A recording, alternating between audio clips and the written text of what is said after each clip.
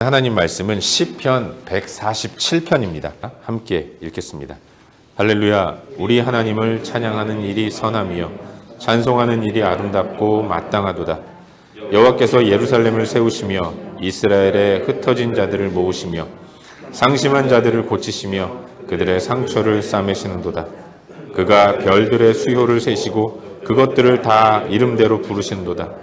우리 주는 위대하시며 능력이 많으시며 그의 지혜가 무궁하시도다. 여호와께서 겸손한 자들은 붙드시고 악인들은 땅에 엎드러뜨리시는도다. 감사함으로 여호와께 노래하며 수금으로 하나님께 찬양할지어다. 그가 구름으로 하늘을 덮으시며 땅을 위하여 비를 준비하시며 산에 풀이 자라게 하시며 들짐승과 우는 까마귀 새끼에게 먹을 것을 주시는도다. 여호와는 말에 힘이 세다 하여 기뻐하지 아니하시며 사람의 다리가 억세다 하여 기뻐하지 아니하시고 여호와는 자기를 경외하는 자들과 그의 인자하심을 바라는 자들을 기뻐하시는도다. 예루살렘아 여호와를 찬송할지어다. 시온아 내 하나님을 찬양할지어다. 그가 내 빗장을 견고히 하시고 내 가운데 있는 너의 자녀들에게 복을 주셨으며 내 경내를 평안하게 하시고 아름다운 밀로 너를 배불리 하시며 그의 명령을 땅에 보내시니 그의 말씀이 속히 달리는도다. 눈을 양털같이 내리시며 서리를 재같이 흩으시며 우박을 떡 부스러기같이 뿌리시나니 누가 능히 그의 추위를 감당하리요. 그의 말씀을 보내사 그것들을 녹이시고 바람을 불게 하신즉 물이 흐르는도다. 그가 그의 말씀을 야곱에게 보이시며 그의 율례와 규례를 이스라엘에게 보이시는도다. 그는 어느 민족에게도 이와 같이 행하지 아니하셨나니 그들은 그의 법도를 알지 못하였나이다. 할렐루야. 아멘. 반갑습니다. 반갑습니다.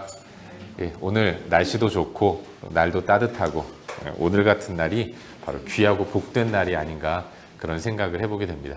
날씨가 좋아서 귀하고 복된 날이기도 하겠지만 하나님께서 귀하고 복되게 보시는 여러분이 함께 모여서 예배하기 때문에 오늘이 더 귀하고 복된 날이라는 생각이 듭니다.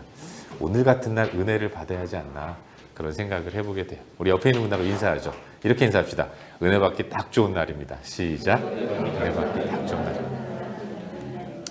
예, 오늘 은혜 받기 정말로 좋은 날인데 하루 종일 거룩한 주일을 성수하시면서 믿음 안에서 하나님을 찬양하는 그런 하루를 살 수 있기를 바랍니다. 오늘 일부 예배 굉장히 많이 나오셨네요. 끝나고 무슨 일 있으십니까? 이만큼도 들어오는구나 라는 생각을 오늘 해보게 돼요. 예, 오늘 열린 마음으로 하나님을 기대하는 마음으로 말씀 앞에 서는 저와 여러분 우리 모두가 될 수 있기를 주의 이름으로 축원합니다. 방금 읽은 말씀인 이 시편 147편 1절부터 20절까지 말씀 본문으로 할렐루야가 우리의 삶의 목적입니다. 우리의 삶의 목적은 할렐루야 찬양하는 것입니다 라는 주제를 가지고 하나님 말씀을 함께 나누도록 하겠습니다. 스티븐 코비라는 사람이 있어요. 스티븐 코비가 이름을 들으면 누군가 하시겠지만 아마 기억하실 겁니다. 성공하는 사람들의 7가지 습관, 원칙 중심의 삶, 소중한 것을 먼저 알아. 한 번쯤 읽지는 않았어도 들어본 그런 책 제목이죠. 이 책을 쓴 저자가 스티븐 코비라는 사람이에요.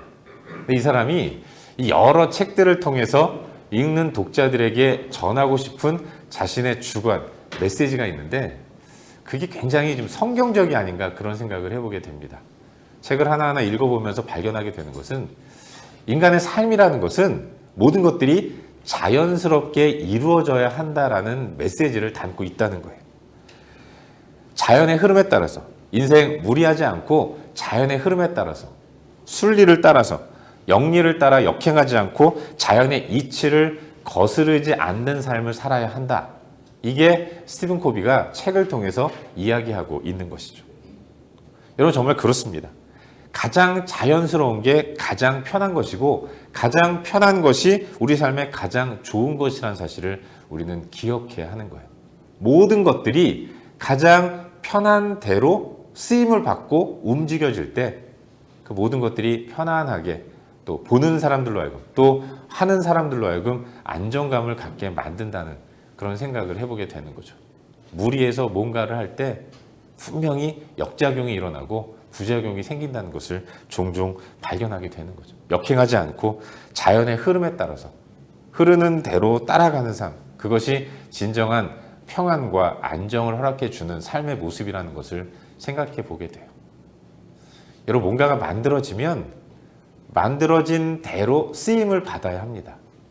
만들어진 대로 사용하지 않으면 굉장히 큰 어려움이 펼쳐지게 되는 거예요. 그런 의미에서 만들어진 목적에 따라 움직일 때 가장 좋은 결과를 낳게 된다는 것, 우린 그걸 기억해야 하는 거죠. 우리 인간도 마찬가지입니다. 인간도 만들어진 대로, 창조된 대로 살아갈 때 가장 행복하고 가장 풍성한 삶을 살게 된다는 것, 우린 그걸 기억해야 하는 거예요. 여러분, 우리가 믿고 따르는 성경은 우리 인간을 하나님이 창조하셨다고 말씀합니다. 우린 그걸 믿고 따르는 하나님의 백성들이에요. 그런데 성경은 하나님 우리를 왜 창조하셨는가? 창조를 통해서 이루시고자 하는 목적을 분명하게 밝히고 있어요. 우리 다 같이 성경을 펴셔서 이사야 43장 21절 말씀을 한번 보도록 하겠습니다. 이사야 43장 21절 말씀, 우리 함께 보도록 하죠. 함께 읽겠습니다. 이사야 43장 21절 시작. 이 백성은 내가 나를 위하여 지었나니 나를 찬송하게 하려 함이니라. 하나님이 만드셨어요. 이 백성은 하나님이 당신 백성된 우리를 창조하셨는데 나를 만드신 이유는 하나님을 위함입니다. 하나님의 이름을 높이는 찬송을 하도록 하기 위해서 하나님 우리를 부르셨고 우리를 만드셨다고 기록하고 있는 거예요. 우리가 창조된 목적은 하나님을 찬양하는 것에 있다는 것이죠. 그렇기 때문에 우리는 찬양하는 삶을 살아야 돼요. 우리 삶 가운데 가장 안정되고 가장 편안한 삶의 모습, 그건 다른 것이 아니라 여호와 하나님을 찬양하는 모습입니다. 하나님께만 영광을 올려드리는 삶을 사는 것, 그게 우리가 창조된 목적에 부합하는 삶의 모습이고, 여러분 그렇게 살아야 행복하고 풍성한 삶을 살 수가 있는 거예요. 오늘 본문도 마찬가지입니다. 오늘 우리는 시편 말씀을 본문으로 삼고 하나님 말씀을 나누려고 하는데, 잘 아시는 바와 같이 시편은 시인이 여호와 하나님을 높이고 찬양하는 노래입니다. 여러분, 시편은 150편까지 있지 않습니까? 150편의 시가 5권의 책으로 묶여진 시집 전집 세트라고 말할 수 있어요. 그리고 오늘 묵상하는 시편 147편은 150편의 시편의 결론을 맺는 시라고 말할 수 있는 것입니다. 시편 146편부터 150편까지 5편이 전체 150편의 시집의 목적, 다시 말해서 시편 전체의 메시지는 무엇인가, 이걸 밝히고 있는 시라고 말할 수 있는 것입니다. 여러분, 오늘 147편 말씀을 함께 읽었는데 이 시편 147편에는 한 가지 아주 중요한 눈에 띄는 특징이 하나 있습니다. 그게 뭐냐면 이 시가 할렐루야로 시작해서 할렐루야로 마치고 있다는 것입니다. 1절 할렐루야 우리 하나님을 찬양하는 일이 선함이에요. 마지막 절인 20절 그는 어느 민족에게도 이와 같이 행하지 아니하셨나니 그들은 그의 법도를 알지 못하였도다. 할렐루야. 시가 할렐루야로 시작해서 할렐루야로 마치고 있다는 겁니다. 그리고 이 147편이 특별히 146편부터 150편까지 지나가는 5편의 시가 전체 150편 시의 결론에 해당하는 것이라고 한다면 시편의 시작은 할렐루야 하나님을 찬양하는 것이었다는 거예요. 마지막 또한 할렐루야 여호와 하나님을 찬양하는 것으로 마무리되고 있다는 것입니다. 여러분 잘 아시다시피 할렐루야가 무슨 뜻입니까? 여호와를 찬양하라는 거예요. 시편 150편 시 150편 시집의 결론 부분에 해당하는 147편이 바로 할렐루야로 시작하고 끝난다는 것은 우리 인생이, 우리를 창조하신 하나님이 우리를 어떻게 만드셨는가, 시작이 할렐루야이고 마지막 또한 할렐루야가 되어야 하도록 우리를 창조하셨다는 것을 성경은 말씀하고 있는 거예요. 결국 우리 인생의 참된 목적은 할렐루야라는 것입니다. 할렐루야. 여호와를 찬양하라. 우리 인간의 제일 되는 목적, 우리가 살아가는 이유, 우리의 삶의 존재의 이유, 그것은 다 여호와 하나님을 찬양하는 데 있다는 것을 우리는 잊지 말아야 하는 것입니다. 사랑하는 여러분, 우리 삶의 가장 중요한 목적이, 우리가 지금 이 땅을 살아가는 참된 목적이 내가 꿈꾸는 삶을 만들어내고 원하는 것들을 갖고 이루는, 그러려고 애쓰는 이런 게 우리의 삶의 궁극적인 목적이 아니라 진정으로 여호와 하나님을 찬양하는 데 있다는 것을 믿으시기를 바랍니다. 그게 가장 안정되고 가장 행복한 삶의 모습이라는 것을 우리는 잊지 말아야 돼요. 우리는 날마다 여호와 하나님을 찬양하는 것이 마땅합니다. 그게 가장 자연스러운 것이고, 그때 진정한 만족과 진정한 평안과 풍성함을 누리게 된다는 거예요. 그렇지 않고 우리가 우리의 힘을 다해서 하나님의 뜻과 거슬리는, 하나님을 찬양하지 않고 나의 영광만을 드러내려는 삶을 살아갈 때, 그때 우리에게 찾아오는 것은 하나예요. 영광이 아닌 패배, 고통, 아픔이라는 것을 우리는 잊지 말아야 하는 것입니다. 여러분 잘 아시지 않습니까? 우리 하나님이 아담을 만드시고 심히 좋았더라 말씀하셨어요. 근데 그 아담 또한 이사야 43장 21절 말씀에 의하면 그를 여호와 하나님을 찬양하도록 만드신 거예요. 그러니까 아담은 에덴에서 하나님 만드신 모든 것들을 바라보면서 여호와 하나님을 찬양하는 삶을 살아야 했던 것입니다. 그가 그런 삶을 살 때 참된 안정과 행복과 풍성함을 누리며 하루하루 기쁘게 살았던 거죠. 하지만 그가 그런 하나님을 마땅히 찬양해야 함에도 불구하고 그걸 거부하고 여호와를 찬양하는 것이 아니라 나를 높이고 찬양하려고 하는 인생을 살기로 마음먹었을 때 그에게 찾아온 것은 불안과 공포와 고통과 아픔과 힘든 이런 삶의 모습이었다는 것을 우리는 기억해야 하는 거예요. 우리가 해야 할 일, 그건 다른 것이 아니라 여호와 하나님을 찬양하는 것이라는 사실을 믿으시길 바랍니다. 목사님, 어떻게 그것만 하면 삽니까? 그래도 됩니다.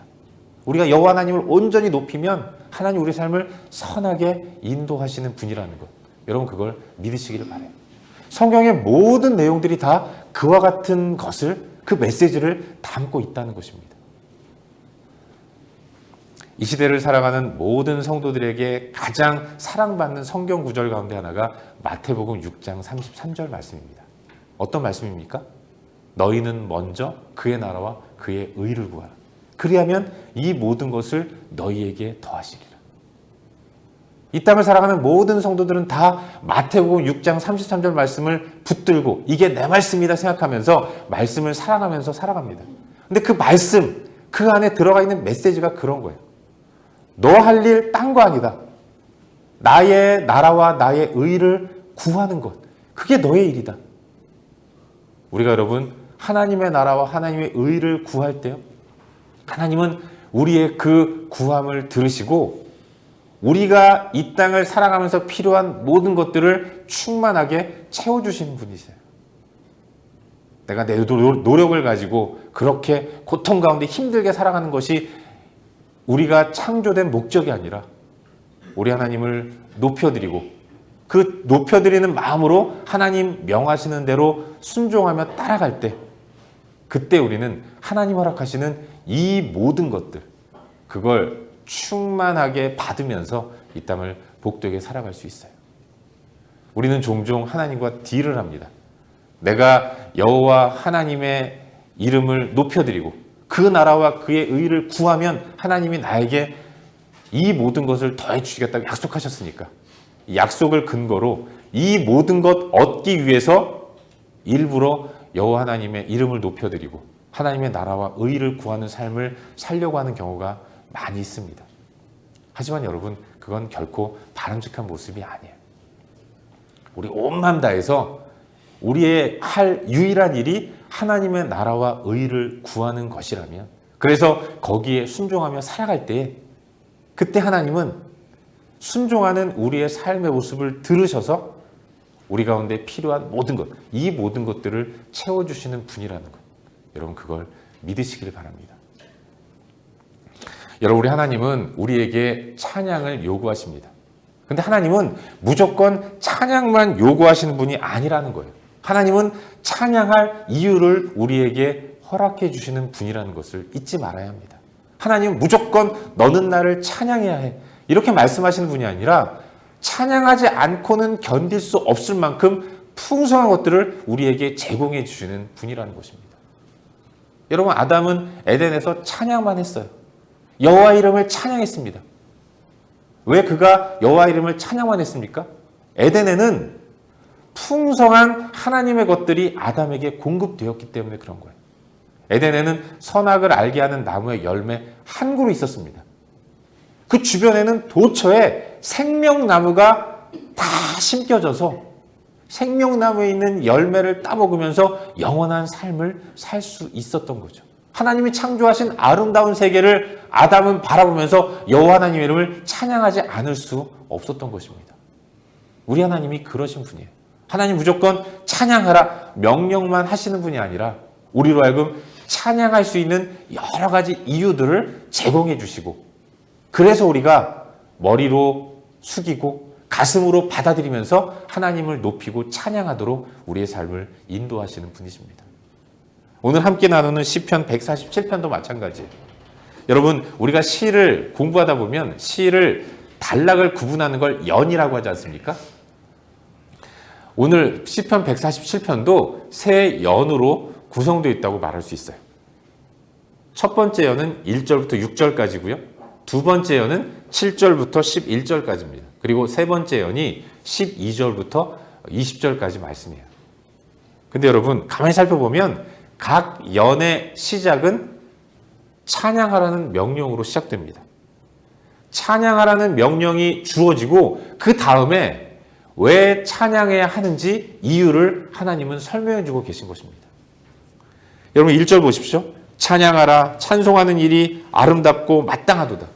이렇게 말씀하신 이후에 왜 하나님을 찬양해야 하는지를 설명하고 있죠. 그분이 예루살렘을 세우시고 흩어진 자를 모으시고 상심한 자를 고치시고 상처를 싸매시고, 이와 같은 일을 우리에게 허락해 주셨기 때문에, 아니 그 하나님을 어떻게 찬양하지 않을 수 있겠습니까?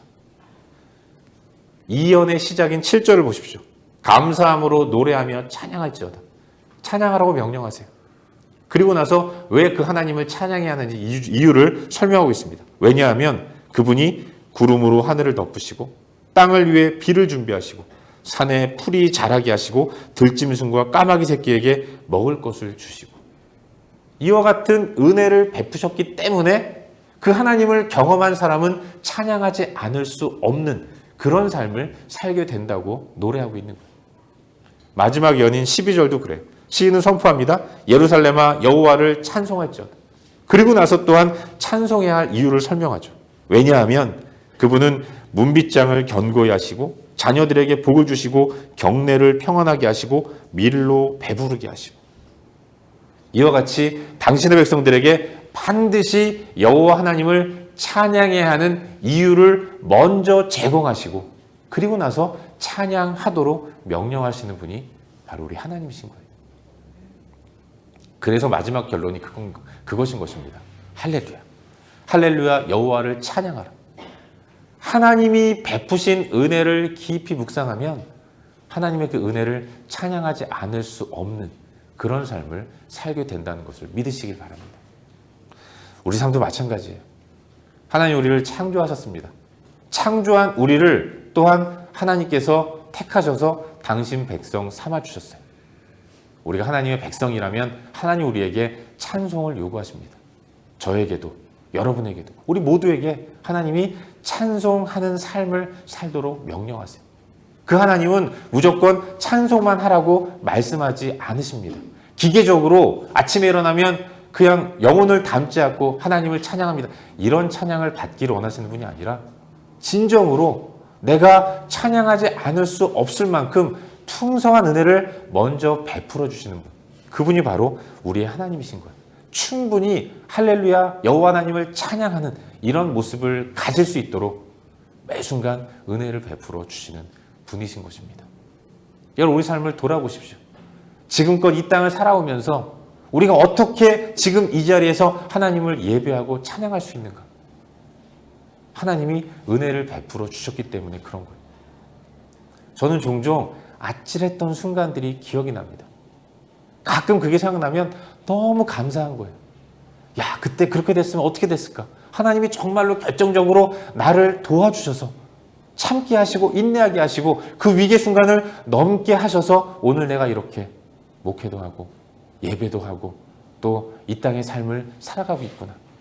그 생각이 들면 그야말로 감사한 할렐루야 하나님을 찬양하는 이런 모습이 입으로 나오게 돼요.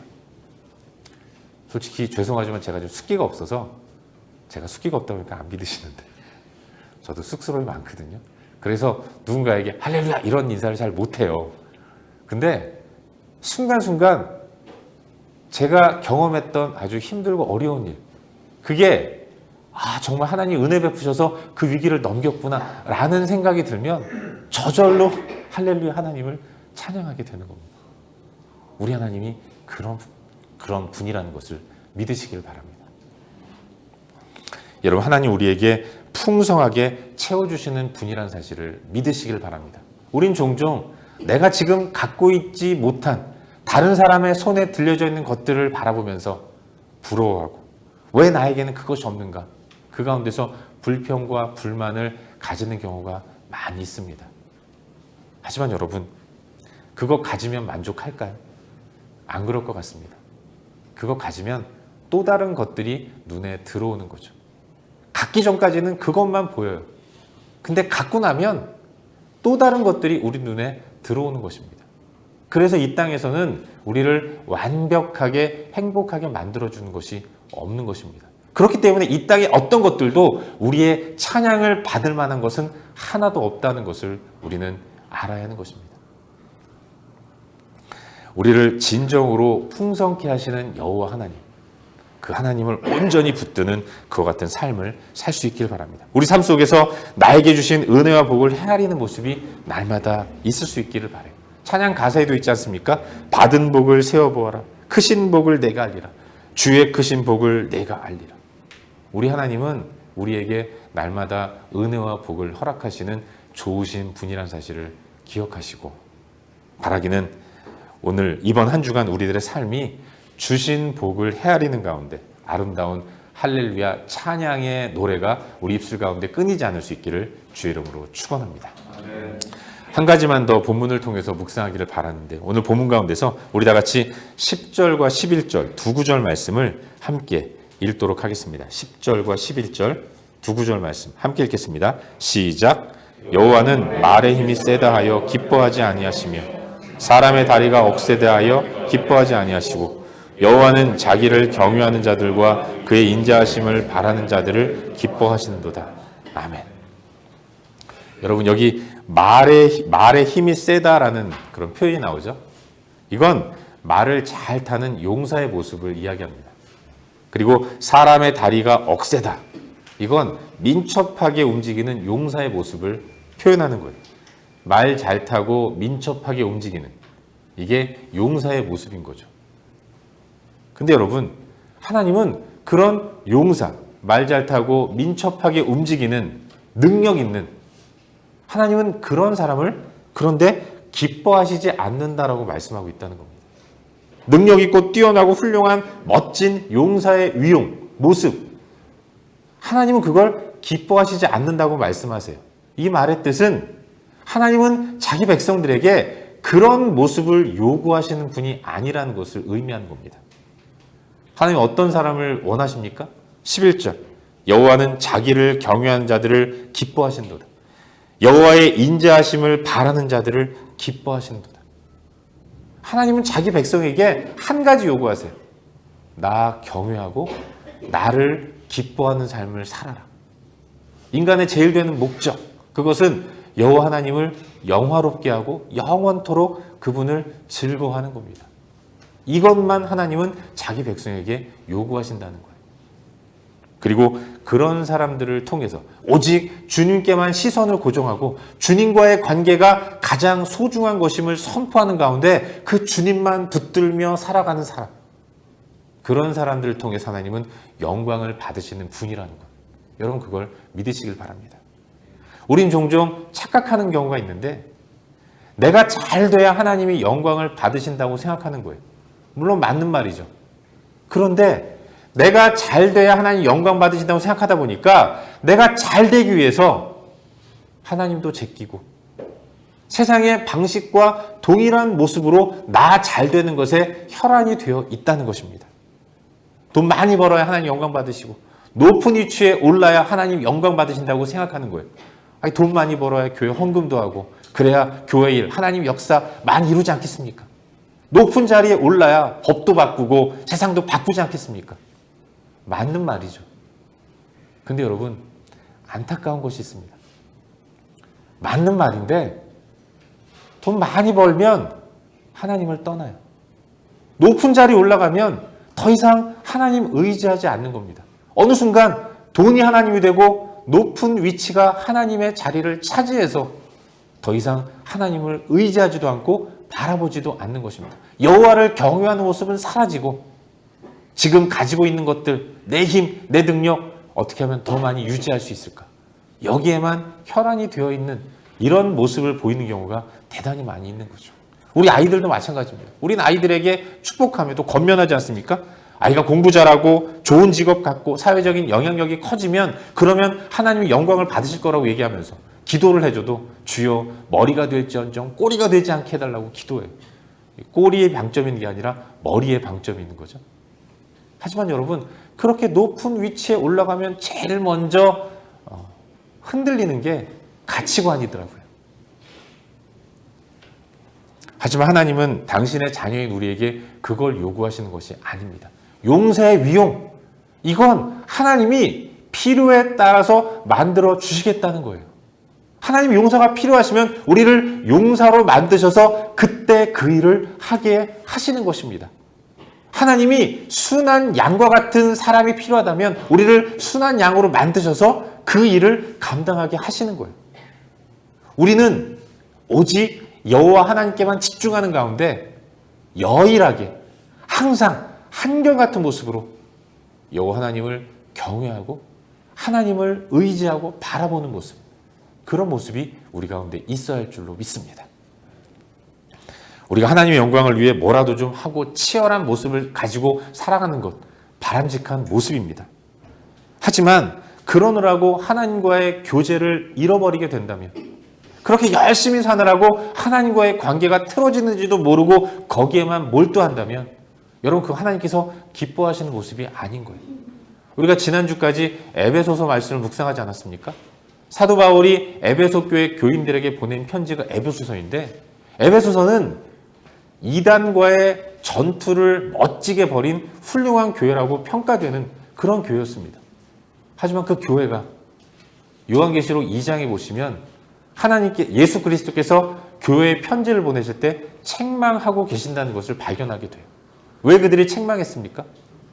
이단과의 치열한 영적 전투, 이게 중요하긴 하지만 그 가운데서 전투에만 몰입하다 보니까 하나님과의 첫사랑을 잃어버렸기 때문에 그런 거예요. 하나님은 결코 그런 모습을 기뻐하시지 않습니다. 여러분, 하나님과의 교제가 막히면 힘들어져요. 그 가운데서 우리는 무너지는 것입니다.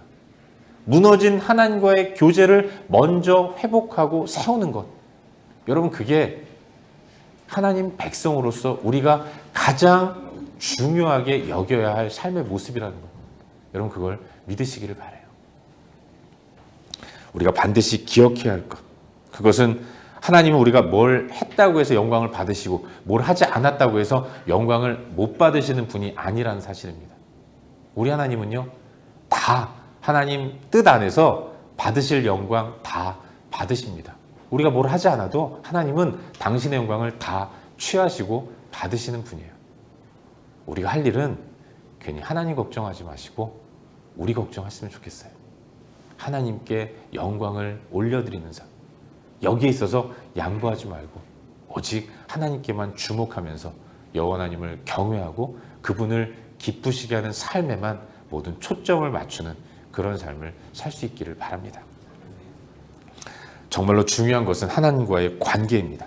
하나님과의 관계가 원만할 때 모든 것들이 자연스럽게 이루어지는 것이고, 우리가 그렇게 좋으신 하나님을 높이고 찬양하며 영광을 올려드릴 때 하나님이 알아서 우리에게 필요한 모든 것들을 공급해 주시는 것입니다. 기억하십시오. 우리의 일은 오직 하나, 여호와 하나님 앞에 나아가 예배하는 것밖에 없다는 사실을 기억하시고, 바라기는 이번 한 주간 우리들의 삶이 하나님과의 관계를 깊이 묵상하면서 그 하나님을 높이고 찬양하는 할렐루야의 삶을 살아가는 저와 여러분, 우리 모두가 될 수 있기를 주의 이름으로 축원합니다. 기도하겠습니다.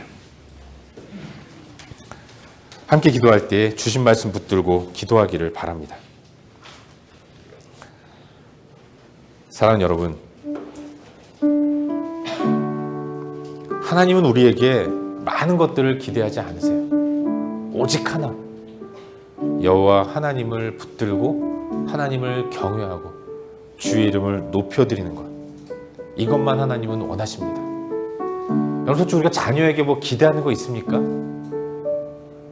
하나님도 마찬가지예요.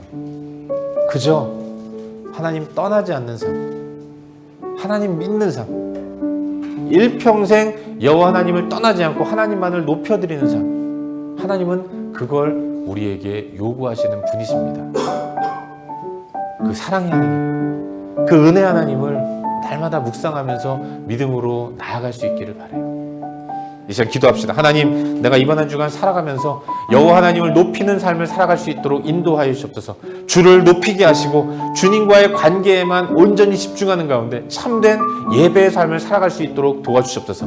일을 하더라도, 일상의 삶을 살더라도 그 일상의 삶 가운데 늘 동행하시는 하나님을 의식하면서 주님과 함께 하는 나의 일상이 될 수 있도록 은혜를 베풀어 주시옵소서. 할렐루야 찬양의 소리가 끊이지 않는 복된 삶을 살아갈 수 있도록 도와주시옵소서. 우리 시간 말씀 기억하면서 한 목소리로 함께 기도하겠습니다. 기도합시다.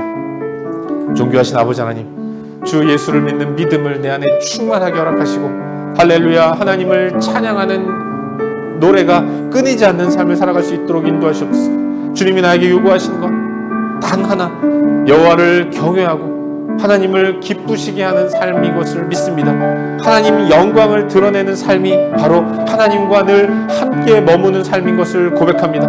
전능하신 아버지 하나님, 그 주님과 늘 동행하면서 믿음으로 나아갈 수 있도록 인도하셨고 그 가운데서 주의 영광을 높이는 거룩하고 복된 은혜의 삶을 살아갈 수 있도록 주여 붙들어 주시고 인도하여 주옵소서. 주를 높이게 하시고 하나님의 이름을 찬양하는 가운데 기쁨으로 주의 이름을 높이는 은혜의 삶을 살아갈 수 있도록 인도하시옵소서. 주님 불쌍히 여기시옵소서. 주님은 나와 늘 함께 하신 분이십니다. 동행하시는 분이십니다. 그 은혜 하나님을 온전히 붙들고 믿음으로 승리하는 거룩한 한 주간의 삶이 될 수 있도록 일평생 주님을 떠나지 않는 거룩하고 복된 은혜의 삶을 살아갈 수 있도록 인도하여 주시옵소서. 은혜를 베풀어 주시옵소서. 함께 해주시옵소서. 존귀하신 아버지 하나님, 주님 우리에게 요구하시는 것 다른 어떤 것보다도 여호와 하나님을 찬양하는 할렐루야의 삶임을 믿습니다. 할렐루야가 우리의 삶의 목적임을 믿습니다. 일상을 살면서 늘 동행하시는 하나님을 경외하게 하시고 주님을 기쁘시게 하는 삶이 주님과 함께하는 삶임을 기억하는 가운데 주님을 떠나지 않는 그런 풍성한 삶을 살아갈 수 있도록 은혜를 베풀어 주옵소서. 우리 입술을 통해서 할렐루야 찬양이 끊이지 않는 복된 한 주간의 삶이 될 수 있도록 은혜를 베풀어 주시옵소서. 주 예수 그리스도의 이름으로 기도하옵나이다. 아멘.